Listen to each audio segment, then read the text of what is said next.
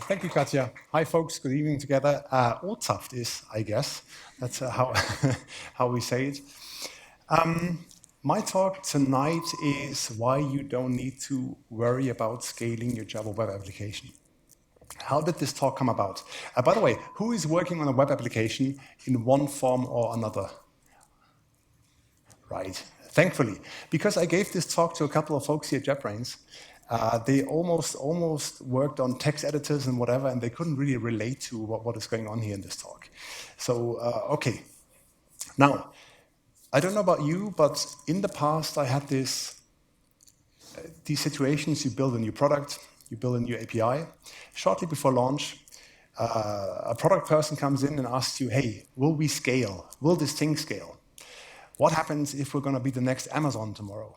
What happens if 100,000 people simultaneously call our REST API? Will we just, burst up in flames? And then you can mumble something about microservices and Project Reactor and reactive programming, and Yuri is actually going to talk a bit about that later on, about reactive programming. But I wanted to go down the rabbit hole. What is the rabbit hole? Well, the thing is, I thought, let's not, take the shortcuts and do something containerized where some sysadmin says, well, my app only has 0.5 CPUs. I wanted to have a look at the Amazon EC2 instance type web page. And what you can see here is, so I'm on the AWS page, I can see on the left general purpose instances. And I have from T4G, T3, T3A, up down till A1 instance types. I can click compute optimized, C7, G, GN, C4, memory optimized. I can click through all these categories and I'll see plenty of instances with different letters, basically every letter in the alphabet. And I thought, well, if I have a Java application and I put it on any instance, how would I know how many users that instance basically could handle? How would I know which instance type to get? I mean, do I need R5N or do I need Z1D? And that led me down the rabbit hole of, let's say, performance testing. And a big part of the talk is on load testing. Don't worry, I know that most of you have been probably doing some load testing at one point or another, meaning you click around in JMeter, you click around in Gatling, something like that. I want to show you a process of how to approach the question, well, which load can my instance handle actually, the whole process. And I want to teach you a couple of concepts along the way that I learned from the Jetty team actually, because I got together with this talk with the Jetty maintainers, the Jetty web server. Asked them because they seem to have a lot of knowledge around high-performance Jetty instances, about handling many users, and I'd just like to share a couple of concepts. All right, now, that being said, what you can now do is kind of enjoy my handwriting. Because I rarely handwrite, apart from this presentation, and let's see what we're going to do now. The setting, I already drew a couple of things. What you can essentially see is what I want to do is I want to have a server at the moment, and I'm going to make it very simple. We're not going to start with microservices. We're not going to start with a database. We're not going to start with 20,000 different services. Let's keep it simple at the beginning, and we can make it more complex later on. The server is just a machine on EC2. The type doesn't matter for now. You can do it with any type. It runs an embedded Jetty because it's simple to set up. And it has some business logic, what you can see here, the BL. The business logic is, remember, we're working for a boring company calculating tax rates. So it only has one endpoint at the moment, a tax rate endpoint. And the tax rate endpoint gives you back stuff like, for Germany, name DE, rate 19%, something like that. One endpoint, it's a bit unrealistic at the beginning. But we'll have to learn all the concepts first and then make it more complex later on. What we also have is the concept of loaders. Well, what are loaders? Essentially, these loaders, they shoot requests against the API, against the tax rate endpoint. And you could have one loader, you could have many loaders. I have 4 loaders here. And why do we have 4 loaders? or n loaders, because you have to make sure the loaders themselves are not overloaded when they basically do performance testing against your server, which can happen relatively soon, actually, with modern, beefy servers, that your loader is the problem, not the server is the problem. And then obviously you want to isolate. You don't want to do what a lot of developers do on their own machine, put up the server, the loader, run everything on one machine, and then just have some funky numbers which are totally unreliable. What I also have is the concept of a probe. What's the difference between a probe and a loader?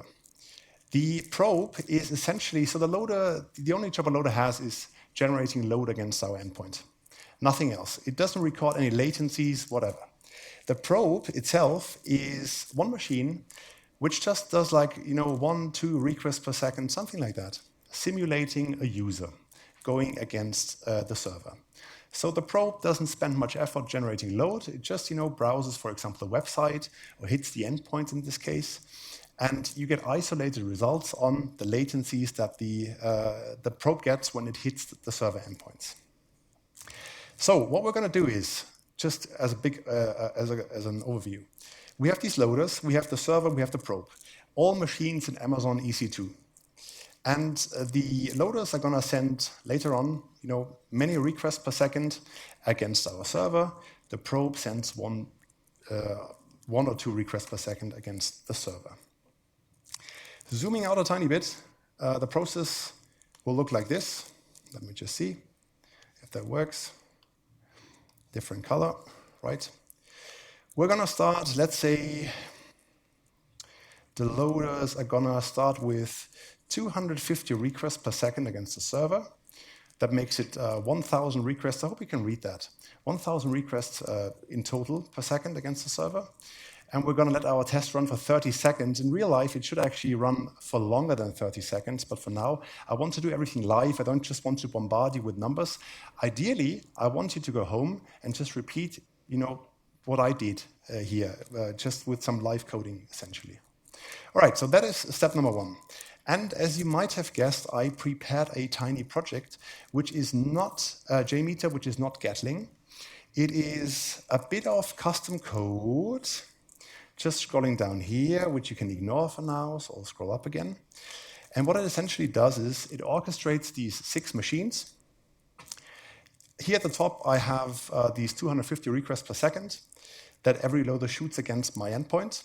And I'm just going to run this class now because it takes some time, obviously, and I want to show you the real results this test run got later on. And I have to do some switching back and forth during this talk between the IDE and my drawings. All right, so while this runs, let's open it up again. What's going to happen is we are going to start with 250 requests per second. Then let's try 1,000 requests per second, for example, times 4. So we were going to shoot 4,000 requests per second. And at some point, whoops, that was not it. Let's see. We're going to do the same thing. We're going to do a couple of test runs, maybe with 5,000 requests per second, RPS per second, so that we have 20K in total. And then maybe with 10K requests per second, times 4, 40K. And what we want to do is we want to find out once our server breaks down. When does our server have problems handling the load? That is step number 1. Step number 2 is, so far I've been babbling, a fair amount of, pretty standard load testing. We want to make it a bit more complex, because just, sending off requests against the server doesn't really tell us anything. It just gives us some weird numbers. We have to make sure these numbers are reliable. What do I mean by that? Well, we need to collect data from the server, from the probe, from the loader, from every participant in the load test. What kind of data? Let's collect some operating system data. For example, let's find out what is the CPU usage of my server, of the loaders. What is my memory usage? So memory usage of all these participants. What is my network adapter usage, for example? What is my I/O usage? So I want to get I call it actually a big picture. So the operating system is the big picture. I want to find out when I increase the load against my server, how does my operating system behave? Not just from the server, from the loader, from everyone. I want to find out, hey, did my loader maybe have CPU problems generating the load? Was there a network problem with the server? So is the problem actually that the network bandwidth is too little? Or do I have a CPU problem? Do I have a memory problem? Just a big picture of what the problem actually is once I start generating more load. Very important, step number one. Step number two, big picture data gives us only the general glimpse of what's happening in our load test, which means we need to get the detailed picture also. Detailed picture. What is the detailed picture? And by the way, let me just quickly have a look at my load test that hopefully finished. Yes, it finished already. So I'm going to spawn off a new load test. Hopefully you have the mentioned capacity. I'm just going to go back. I just executed a test with 1,000 requests per second. I'm going to do another one with 1,250 requests per second per loader. So we have these results in a second also, while I keep babbling. Okay, let's rerun this.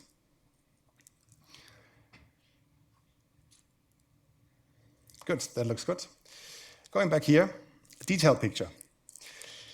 Detailed picture means I want to get, for example, I want to get the latencies or the execution time of my business logic. So I want to find out over here in my server, excluding the chatty web server, everything else, I just want to know how long does my business logic take. So for example, how long do my SQL queries take? How long do all my workflows take? I want to get detailed numbers on that regarding when I do the load test. Then, just numbers like that don't help me a lot. I also need to kind of cross-vet them with flame graphs or profiling data.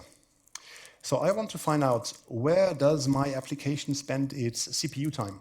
Where does my application spend its memory once it executes certain call graphs, essentially? I also want to get data on maybe the garbage collection logs. Garbage collection logs or hiccups whenever the JVM stalls, because during your garbage collection cycles, not much is happening, right? And you want to have a good understanding of your garbage collection logs, for example. Big picture, detailed picture. You need to get that for every test run that you're basically executing.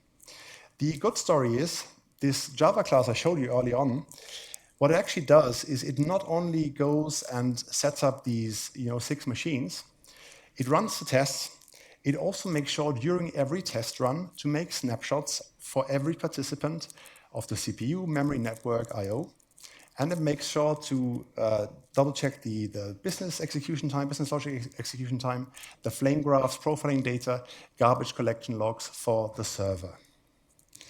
Which means part number 2 of this talk is having a look at this data and trying to figure out what that data actually means and what we can do with that data. Let me go back. Now, when people are thinking, dude, this is all on your machine, the data is handily available if I'm using AWS. I could use CloudWatch, I could use services. I wanted to make the talk vendor independent. So all the data you're going to see in a second, we basically get it from Linux command line tools on an EC2 instance. And yes, there's many other locations where you can get the data from. What my test does is, and this is just because I built it like that, I get a results folder in my Maven target directory, but it's just because I put it that way. And by the way, I just saw this load test also finished. Let me just quickly run another load test with 5,000 requests per second. So now we're shooting 20,000 requests a second against my machine. Right, what data do we get? We get a folder which is called plot. Let me show you, there's a plot HTML file inside. Let me open up the plot. What you see here is an HDR histogram. And then we can debate now later on, I have had this discussion many times, if this is indeed a histogram, or a histogram should look different. It's an HDR histogram. What you see here is, well, at the moment you see 2 lines, a red line and a blue line. The blue line corresponds with my 1,000 requests per second that I shot against the server. The red line with my 5,000 requests that I shot against the server. These lines are the latencies that the probe gets whenever it says, hey, text rate, text rate, text rate, text rate. On the left side, you see the latency for the probe in microseconds. Confusingly, you have to divide it by 1,000 and you get the millisecond. So actually all these calls that the probe did against the server, they were like 1 millisecond, 1.25 milliseconds, 1.5 milliseconds that you can see here on the left. The right axis is the percentile, meaning when you go here, like here 90th percentile tells you 90% of the requests were done faster than 1,294 microseconds or 1.2 milliseconds. That is actually not that important for now, the percentiles, but you just get a nice little line for the test run, and you immediately see, hey, do I have like these small latencies? Do I have some huge bumps inside? Were there problems? It's just a visual confirmation of what happened during your test run. At the moment, we just sent 1,000 requests per second, 5,000 requests per second. We don't expect there to be huge bumps, whatever, so these lines are pretty much flat at the moment. All right, step number 1, have a look at these histograms, or generate such histograms, have a look at them.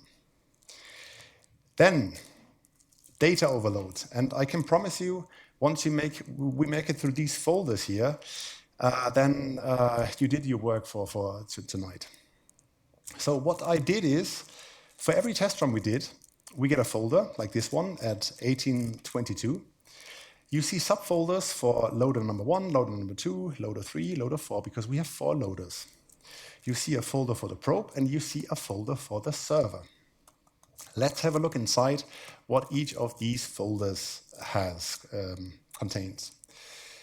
By the way, no, because the test run just, let me just quickly double check. One more test run, sorry for the switching, but I just want to get some data before we talk through this. So now we're sending 30,000 requests a second against my EC2 machine. Something like this. Okay, back to our loader. We have, as promised, data for the CPU usage, we have data for the memory usage, we have data for the network usage.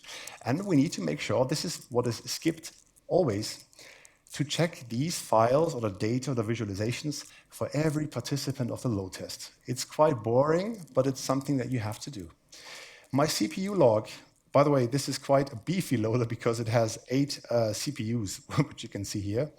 I just take a couple of, so the way this works is the load test runs for 30 seconds. Every 10 seconds, I take a snapshot. So you'll find 3 tables in here with the CPU usage data. And to not overload you, we're just going to have a look at the first row here, the all row, which is the average row. And when you go to the right, you can see that on average, the CPUs were idle, let's round up 99% of the time. So they just did work for 1% of the time, which is expected because it's a pretty beefy machine and they generate 250 requests per second, which is literally nothing for such a machine. Right, you double check that, make sure everything is good, and you go on to the memory log. Memory log, very similar, just snapshots here at the table. Every 10 seconds you get a new snapshot. We can see the loaders have 30 gigabytes of memory. They used 450 megabytes of memory. They still have a lot of free memory. Again, the big picture doesn't tell us anything here, but for this simple test, nothing else was to be expected. Network log, it's my favorite log because it has so many columns and tables. What you have to understand is that 2 tables now represent 1 snapshot, and the only numbers you're basically interested in are these received kilobytes per second and transmitted kilobytes per second. And then you have to divide these numbers by 125, I think, to come up with the megabits, like 100 megabits or a gigabit, whatever. And again, sending just a bit of JSON around for this load test doesn't mean that our network adapter is the problem. By the way, what I learned in this, when I prepared the talk, so you can, sooner or later you will max out the network adapter actually, that the network adapter is the problem, nothing else is the problem for the server. If you just get enough loaders, generate some load. What I didn't know is that Amazon EC2 doesn't only cap the whole bandwidth, like 100 Mbit or a gigabit. They also have a limit on the number of TCP packages every second you can get. And funnily enough, you will hit that limit earlier most of the time than your bandwidth limit. It's quite funky, but just keep it in mind if you ever have such an instance where suddenly network packages are being dropped. All right, we had a look at that, at these operating system data. While we have another test run that completed, let me just have a look at our plot. I'm switching back to the plot. Let me see what that looks like. All right, the plot now has 4 lines. It got updated because we had 4 test runs. And we have a new, the green line here, it's the 30,000 requests per second. And you can see that for 30,000 requests per second, our probe, 99% of the time, almost had requests that took 1.5 milliseconds. So again, nothing. And then you have an odd request here that starts taking like 3 milliseconds, for example. So that could be, or could tell us maybe the server, has some issues, maybe not. But keep in mind, we're still talking 1 millisecond, 3 milliseconds, 2 milliseconds. We would need to figure out what the actual, is that a problem actually, or is that just normal? All right. While this is here, let me just shoot off another test run with 10,000 requests per second. So now we have 40,000 requests per second. Let's see what happens in that case. And while the test run is running, some more data. So just to keep your mind, have a look at CPU, memory, network. HTTP client status is log.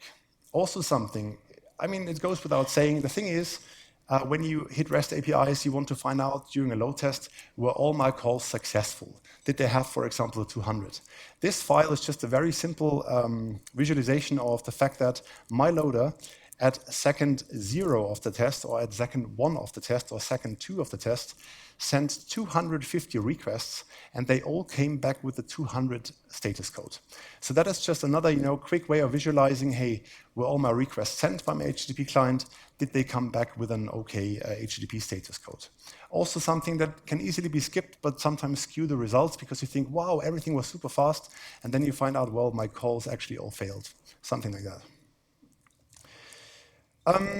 What you also want to do is to give you even more data. Please ignore the upper part of the screen here. It's very nice with these load tests to have throughput lines. Throughput lines meaning you want to have pretty straight lines that describe that, hey, my loader actually sends 250 requests every second to the server in just a nice little straight line. There weren't any big ups and big downs, which you'll see later on with the server when handling too many requests. You just want to make sure visually at the beginning, hey, was everything a straight line? Was everything as I expected it to be? Okay, so we have that, and then we make it really short because we're not going to double check for the other loaders here. We're also not going to check for the probe because the probe just sent 1 or 2 requests a second against the server. Let's have a look at the server. The server, by the way, let me just quickly have a look at if my new test run finished. No, it's still running. That's fine. The server has the same data, operating system, network, memory log, which we can ignore for now. It also has a nice little file, profiler CPU flame graph. Let me open that up. Quick question, who has worked with flame graphs before? Who knows how to handle flame graphs? Yes. Okay. Do you mind explaining how this works? I'm just kidding. So to give you a very one-on-one overview of what you see here, you see a couple of spikes. You see different colors. The green color is our application code, so our Java code, our servlet, for example, that we wrote in our embedded Jetty. The red color, the yellow color, and the orange color is actually time. This is a CPU flame graph, so we're going to find out where was actually the time spent CPU-wise, handling our HTTP requests. And the red, orange, and yellow colors are native code, kernel code, and JVM code. JVM code is actually C++, the yellow code. Orange is kernel code. Native code, operating system code is red. And we can ignore that for now. But you even see with these flame graphs, where does my operating system spend its time? Where's time being spent in the JVM, for example? We want to have a look at the green code, the green bars, which is our application code. The Jetty server is essentially, to make it really simple, just a thread pool, has many threads handling requests. So most of the time, our application spends its time in thread run. You can see here at the very bottom, hopefully, that thread run takes up most of the CPU time here. And then we need to find our servlet. And I already know, because I've done this a couple of times, that you can search inside this flame graph, but you can see here this tiny bar up here. This should be my servlet that actually handles the request, right? So I can visually see here at this time that time spent in my own business logic is very, very little compared to everything else that's going on. And when I click the method, I can even see here inside my plain Java servlet to get method, where is time being spent in my plain servlets, in my servlet method. And by the way, I should have probably shown you the servlet because it's so simple. Just as a quick, right. So my servlet does nothing at the moment. It has a doGet method, and it creates a bogus object, a text rate object. The text rate object has always the name German VAT with a random number. So every time you call it, you just generate a random number, and you get a random double back. And then you write the thing directly to the HTTP servlet response. So that's all it does. Generate an object, a random number, and write it to the servlet response. When you look at my flame graph, you can see here the bar says, well, most of the time, the time being spent in the plain servlet doGet method, half of it, roughly, is generating the random number here. That is here the other bar you see, run next double. And the other half of it, or 40% maybe, is spent on writing actually to the HTTP servlet response. Now, I know this is a very contrived, simple, artificial example, but what you will need to get into the habit of is, when you do these load tests, execute these, or generate rather, these flame graphs for your CPU, for your memory usage, and you can dig down, find out which methods of your program spent the most CPU time, spent the most memory, and then you can optimize accordingly if you want to do that. That is just a quick 101 into flame graphs and how to handle them. Now, let me just quickly go back. Let's see what my last load test did. If it finished. Right, it finished. Let me have a look at the plot again, because I want to see what happened now. If 40,000 requests are, ooh. All right, so what happened is we sent 40,000 requests a second against the server, and now response times look a bit different. And there's a couple of very important, notes to make here. First of all, when I scroll down here, I can see that, well, 40% of the request, the 40th percentile, is still done in 1.5 milliseconds. And then when I can go up here, and sometimes 95th percentile is 120 milliseconds. So suddenly the calls all go through, they complete successfully, but suddenly they take 120 times more than a regular call. What you can note, however, is, just a second ago, we thought about, 3 milliseconds, that is really a lot in the visualization. Now you can see that these lines that we had earlier, pretty much, they're all the same thing. It's just, there was no difference, essentially, between 1 or 2 or 3 milliseconds. But now with 40,000 requests a second, things look different, and we suppose there might be a problem somewhere along the line, and we'll have to double check with the data to find out if the data matches this screen here. To do that, by the way, let me just quickly double check what I forgot to show you. JHiccup. Well, the thing is, what I talked about, garbage collection logs. JHiccup is a Java agent which allows you to find out when your JVM stalled and when there were pauses in your JVM. I'm going to cut that out because analyzing garbage collection logs and the stalls is also, another huge topic. But just to keep in mind, this is also something to have a look for. When were my GC pauses and that sort of stuff. And then last but not least, for the server also, we generate these visualizations, right, with the throughput line that you can see down here.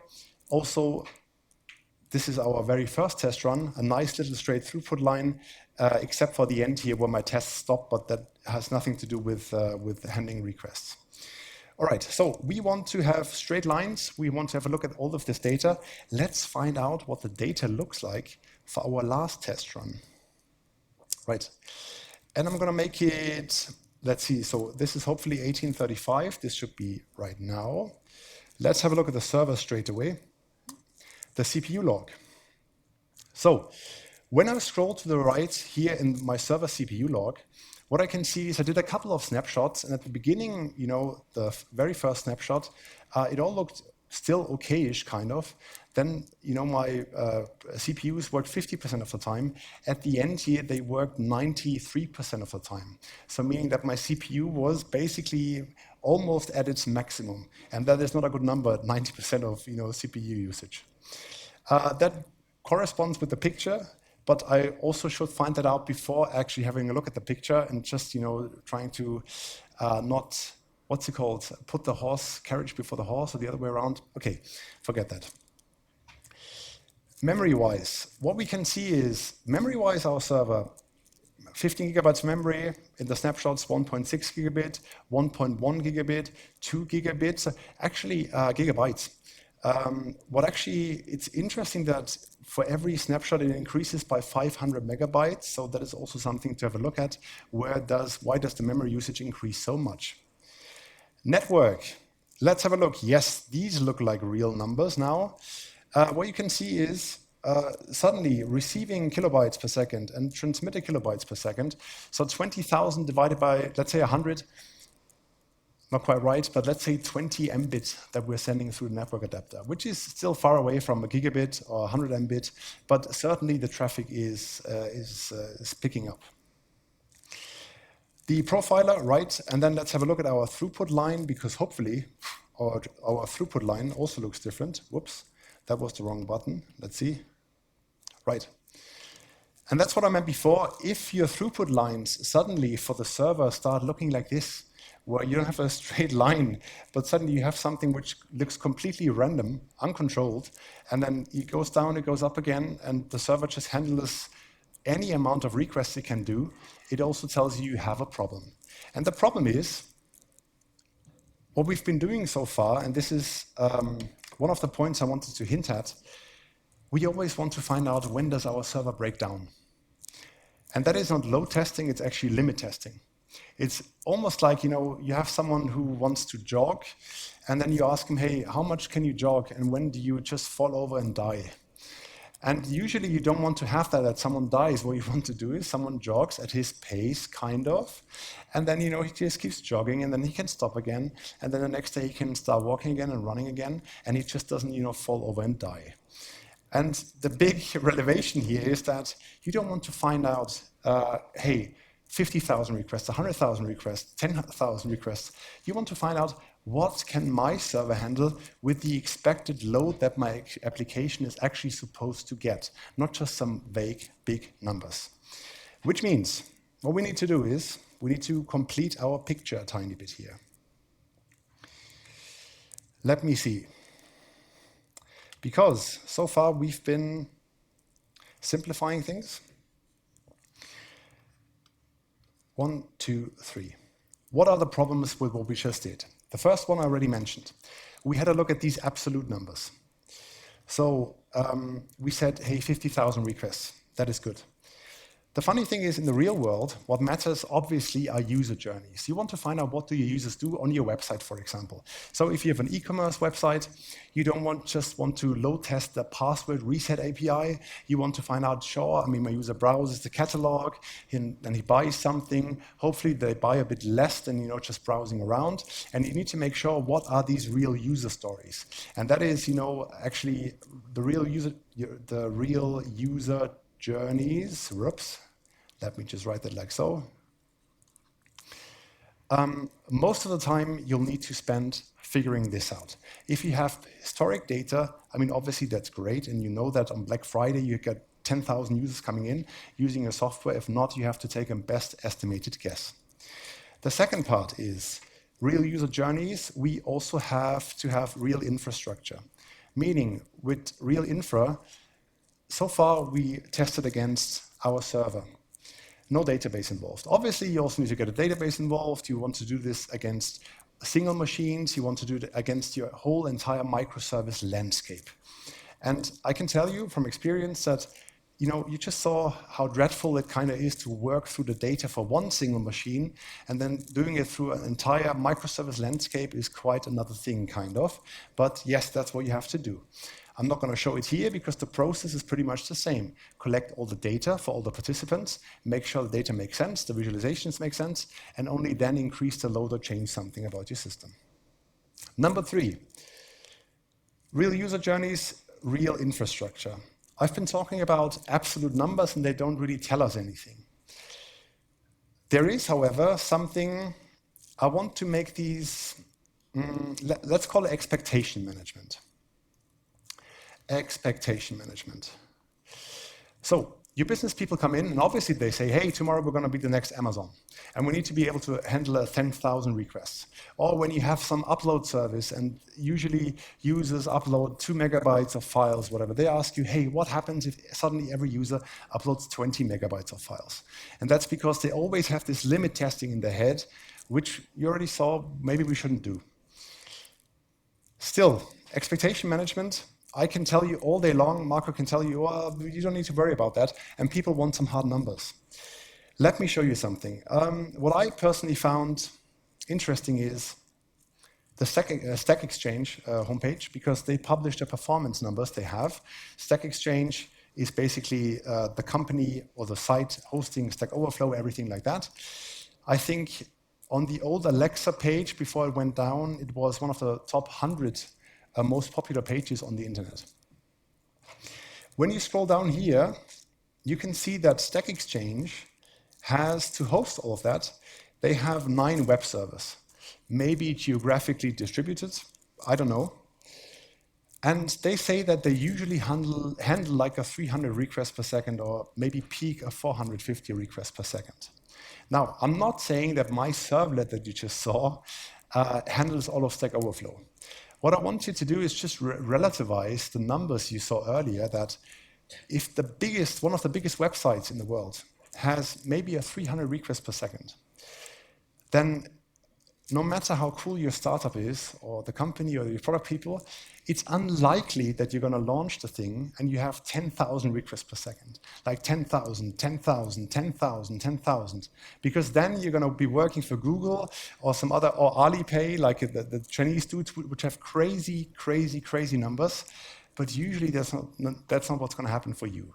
Most of the time, people are, I would say, could be happy with having tens of requests every second, like consistently. I know there's some IoT projects, whatever, where you have crazy numbers and whatnot, but still 10, 15, 50, 100 requests per second is already a whole lot.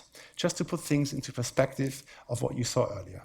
Hence, what I did with, let's impress the people, let's show them some random EC2 instance, shoot off 50,000 requests, it's nice, but it's not kind of realistic. I mean, what kind of project is that? Hitting one endpoint, no user journeys, no real infrastructure. 50,000 requests is nice, though. It's a fair amount, and it's much more than you'll ever need to handle with your application. And what I want to do is just to summarize all of this. I didn't give you the perfect instance type you could choose for your own project. In fact, I don't have a great number. I did this scenario with many, many different instances, hitting the network packages limit, for example, as I told you earlier. And my own web applications, most of them, they can always, you can basically always choose the cheapest option, not the biggest or the most beefiest options. You're never going to need that, because you always find out that, well, maybe your application code just have like 10-second pauses and whatnot. You can always optimize, and it doesn't make sense to always go for the beefiest option. It makes sense to run your tests, and if just the 10 users are happy, rerun a test against 20 different instances with the always cheaper option. Go cheaper and cheaper and cheaper with every test run.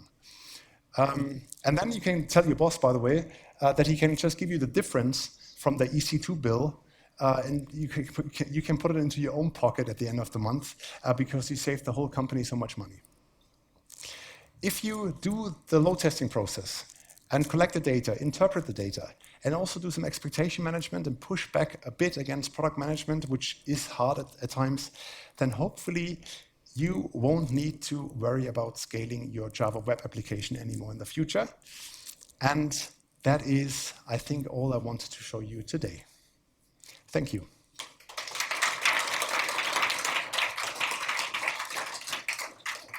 I forgot. Any questions? Yes, please. Yeah, just again, in the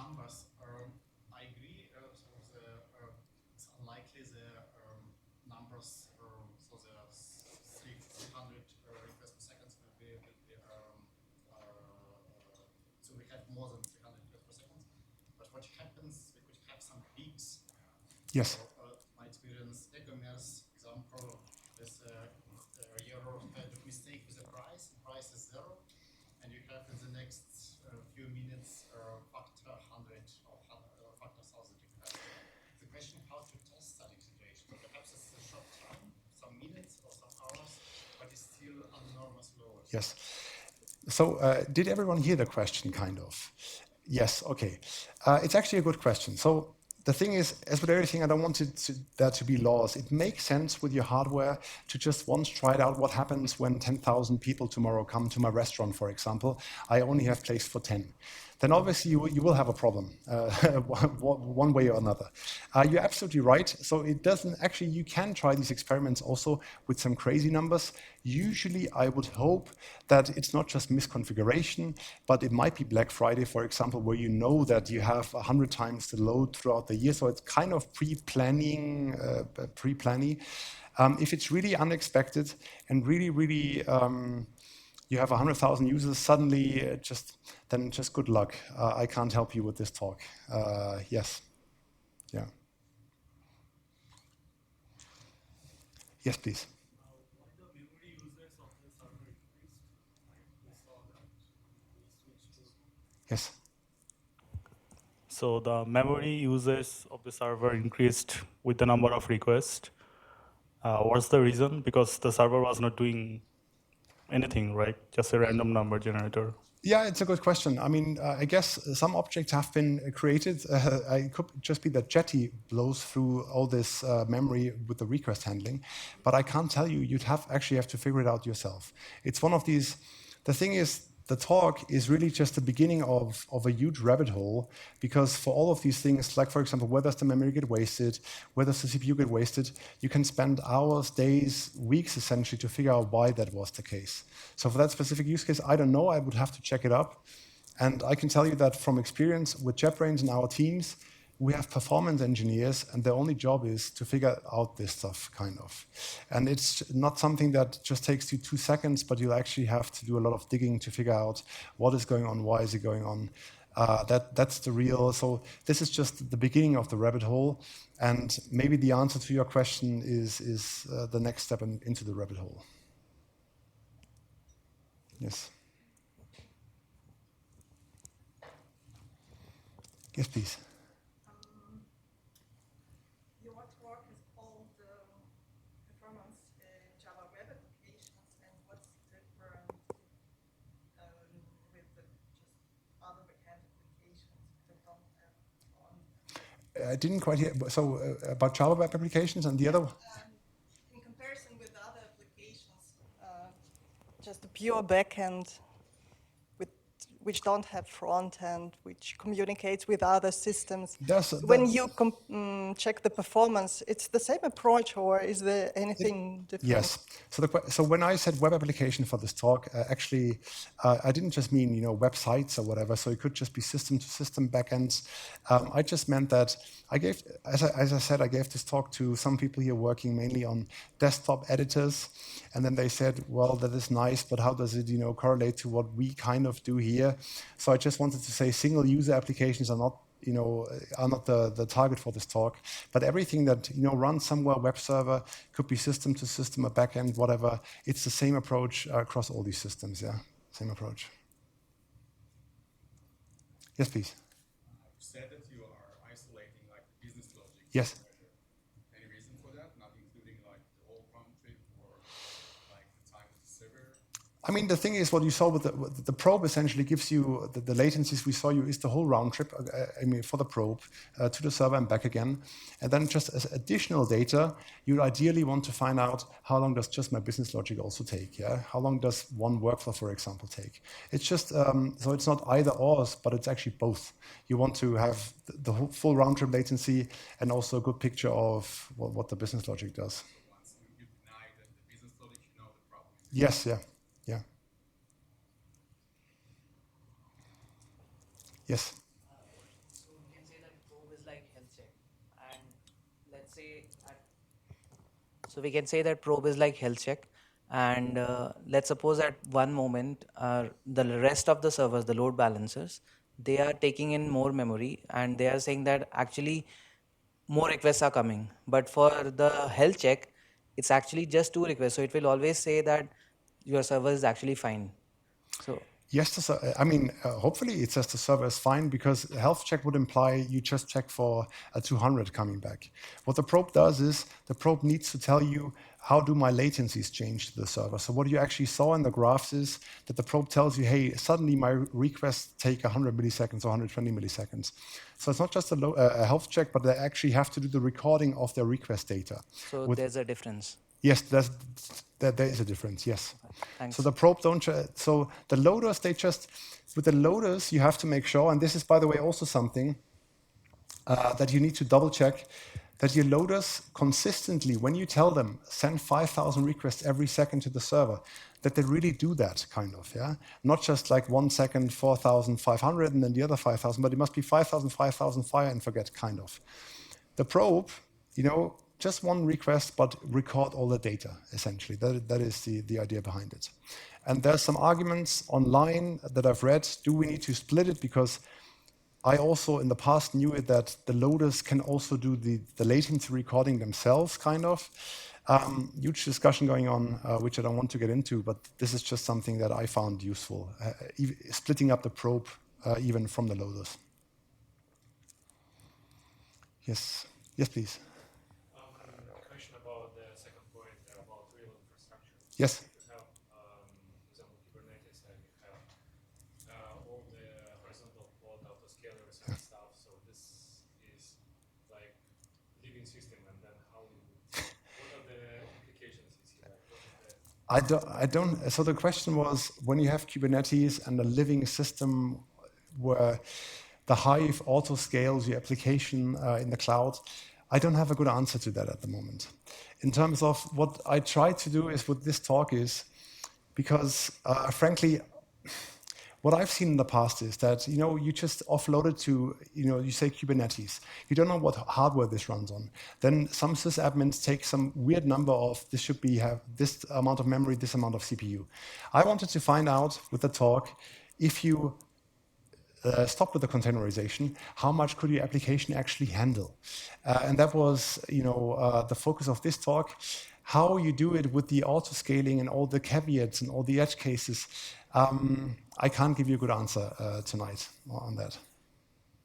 But you have some experience.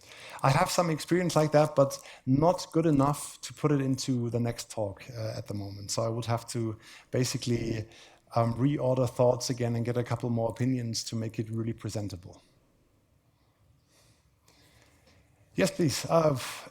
Far left corner. I just wanted to respond to this question, because we actually do HPA, and the way we approach this, we would at the beginning turn off HPA and just test like 1 or 2 instances to get our base numbers, and then based on those, we would actually have the numbers to set up the HPA, like how fast we need to scale, how many pods at which phase, but depending on the user behavior that you are having. Mm-hmm. And then you can retest your whole infrastructure with the HPA set up and see whether it actually holds the load that you are expecting on the website. We can maybe take the discussion of the whole thing in the... Yes. I'm sorry. We have recording event. Please ask questions in the microphone. Yes.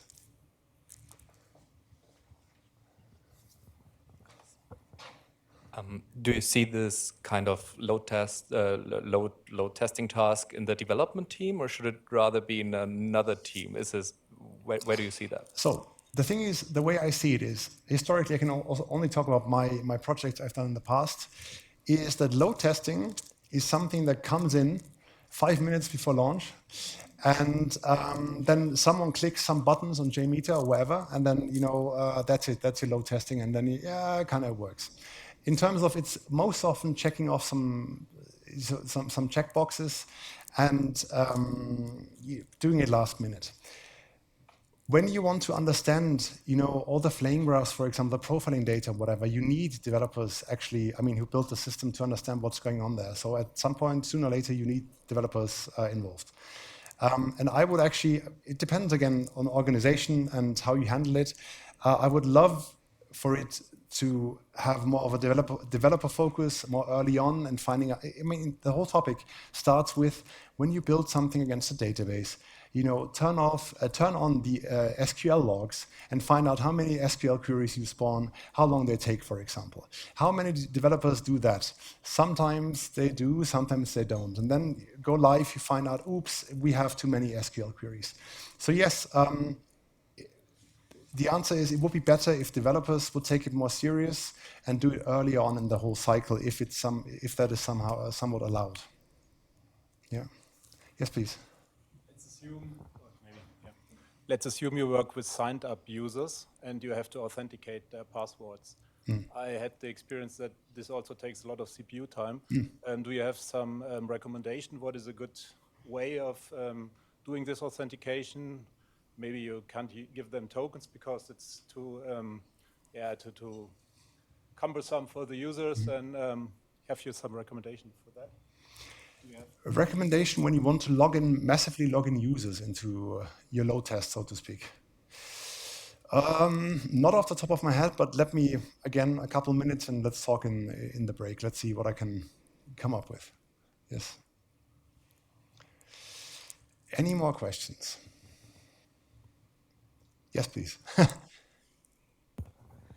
I guess in real systems, very often bottleneck is the database. And Yes. I guess in almost all e-commerce systems, they generate a normal number of requests to one request from end user. It can be, I have had experience with more than 5,000-6,000 requests per one HTTP request, yes. SQL request. And in this case, it's not so easy to scale because database, it's really difficult to scale. And I guess we should worry about scalability of bottlenecks or how to solve our problem, our real problem. In that case, I don't have a good idea how could it be done. It's a very good question. So what I forgot to mention in the talk, is what you described, the search for the weakest link in the system, so to speak. And obviously it doesn't help if you auto-scale your web apps, your web application servers into oblivion, if your database is only able to handle whatever, 500 requests per second. And yes, the thing is, you're absolutely right. I don't have a great answer again for you because I've also been part in many projects where in the end the database was overloaded. You had many systems spawning way too many queries because long in the development process, people never turn on SQL logs. They don't care about databases. And then you're suddenly left with, as you said, thousands of requests suddenly against a database, which you can't easily scale.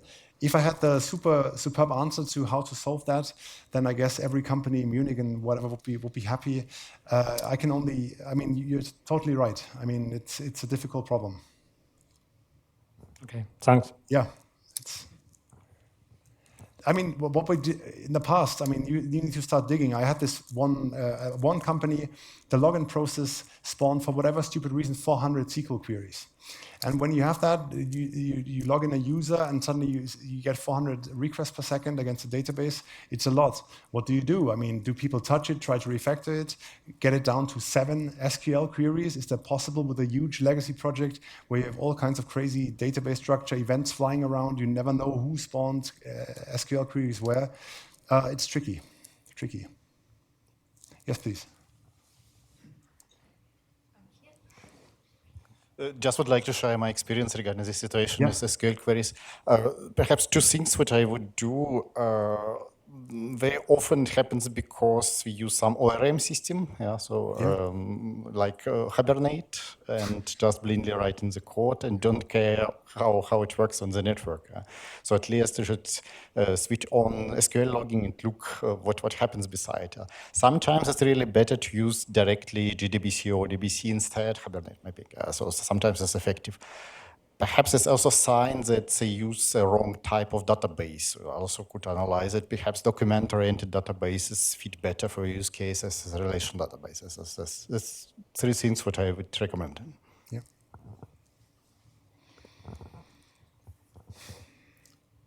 All right. If so, you can still hit me up later on in the break. Hopefully, we still have, I don't know what time it is. I completely lost track of time. I just want to say, final thank you. If you can hit me up now, I'm always talkative. Twitter, Marco Bela, YouTube, Marco Codes, if you want to find some interesting episodes on how to build your own text editor, for example, Java-based stuff. You can have a look at that. Otherwise, please have a chat, and I'll be happy to. Thank you again for listening, and thank you.